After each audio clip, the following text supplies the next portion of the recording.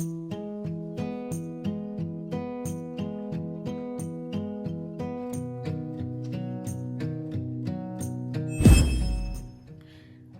¿qué tal hermanos? ¿Cómo están? Es un gusto saludarles. Dios les bendiga. Hoy en este día 15 de febrero del 2023, su hermana en Cristo del grupo de oración Los Ángeles de Dios de la parroquia del Sagrado Corazón de Lacey. Hoy en este día, hermanitos, vamos a leer la lectura del libro de Génesis, capítulo 8, versículos del 6 al 13 y del 20 al 22. Y empezamos en nombre del Padre, del Hijo y del Espíritu Santo. Amén. Pasados 40 días, Noé abrió el tragaluz que había hecho en el arca y soltó el cuervo, que voló de un lado para otro hasta que se secó el agua en la tierra. Después soltó la paloma para ver si el agua sobre la tierra estaba ya somera. La paloma, no encontrando dónde posarse, volvió al arca con Noé, porque todavía había agua sobre la superficie. Noé alargó el brazo, la agarró y la metió consigo en el arca. Esperó otros 7 días y de nuevo soltó la paloma desde el arca. Ella volvió al atardecer con una hoja de olivo arrancada en el pico. Noé comprendió que el agua sobre la tierra estaba somera. Esperó otros 7 días y soltó la paloma, que ya no volvió. El año 601, el día primero del mes primero, se secó el agua en la tierra. Noé abrió el tragaluz del arca, miró y vio que la superficie estaba seca. Noé construyó un altar al Señor, tomó animales y aves de toda especie pura y los ofreció en holocausto sobre el altar. El Señor olió el aroma que aplaca y se dijo: no volveré a maldecir la tierra a causa del hombre, porque el corazón humano piensa mal desde la juventud. No volveré a matar a los vivientes como acabo de hacerlo. Mientras dure la tierra, no han de faltar siembra y cosecha, frío y calor, verano e invierno, día y noche. Palabra de Dios, te alabamos, Señor. Pues bueno, hermanitos,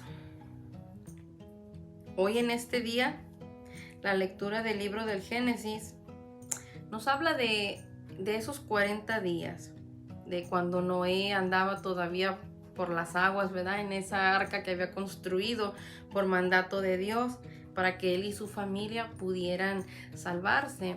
No solamente él y su familia, sino 2 animalitos de cada especie, ¿verdad? Es decir, macho y hembra. Y sobre todo, lo que podemos recalcar en esta lectura es esa promesa, ese amor tan grande, incondicional e ilimitado que Dios nos tiene, que Dios te tiene, que Dios me tiene, pero que también lo tiene por cada ser humano, independientemente de que seamos dignos o merecedores. Porque si nos dejamos ir pensando en ese aspecto, nadie seríamos merecedores, especialmente en estos tiempos que nos ha tocado vivir, donde vemos a nuestro alrededor la vida, la violencia. El ser humano ya ha cambiado muchísimo. Podríamos decir que estamos viviendo los mismos tiempos que Noé vivió en aquel entonces, por el cual pues Dios decidió exterminar la tierra. Y digo la tierra porque acabó con todo. Simplemente quedó Noé y su familia y también los animalitos, como estábamos diciendo, hasta que la tierra fue purificada, fue limpiada y nuevamente volvieron a brotar esos arbolitos, arbustos, plantas, por gracia de Dios, ¿verdad? Hasta que estuvo completamente seca. Pero he ahí lo que dice el Señor, dice, cuando Noé construyó, le hizo un altar y ofreció esos animales para Dios, como Dios dijo, no volveré a maldecir la tierra a causa del hombre, porque el corazón humano piensa mal desde la juventud. El corazón. Ahí es donde yo te quería invitar especialmente a que meditáramos en este día. En el corazón. ¿Cuántas veces no nos hemos preguntado, o no sé, quizás te has cuestionado esto? ¿Por qué a veces mi manera de ser? ¿Por qué a veces yo tengo unos arrebatos, unos impulsos, soy muy corajudo, me cuesta mucho ser amable, a veces soy muy servicial afuera, pero en casa no puedo?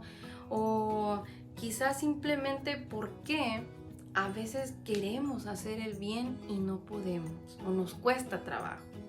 ¿Alguna vez te has preguntado, te has cuestionado esto? Y si no te lo has preguntado, preguntémonos hoy en este día.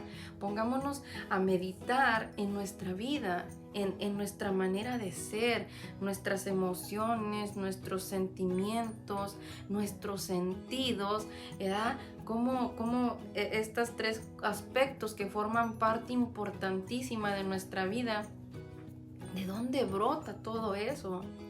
¿De dónde viene esa inclinación más hacia el mal que al bien? Y cómo el día de hoy en la palabra, aquí nos dice Dios y nos da una respuesta. Dice, porque el corazón humano piensa mal desde su juventud. Eso no es algo que nosotros pudiéramos decir que es algo que está en nosotros muchas veces.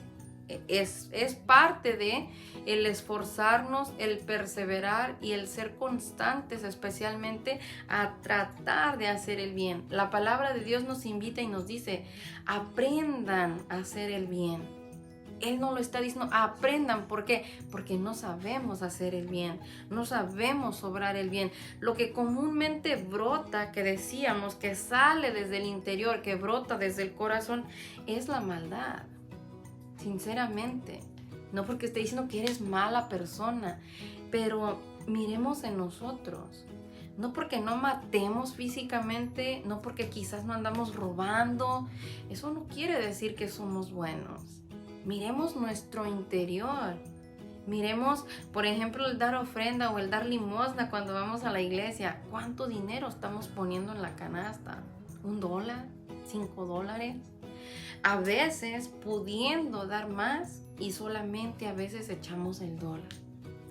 No estoy diciendo que esto sea malo, hay personas que realmente no pueden dar más, pero como desde ahí nosotros en pequeños aspectos podemos ver de esa inclinación al mal, que estamos apegados al materialismo, que estamos apegados a las cosas que tenemos aquí en la tierra, en vez de tener nuestra mirada fija en Dios, en lugar de que intentemos de aprender a hacer el bien, como les mencionaba un ratito.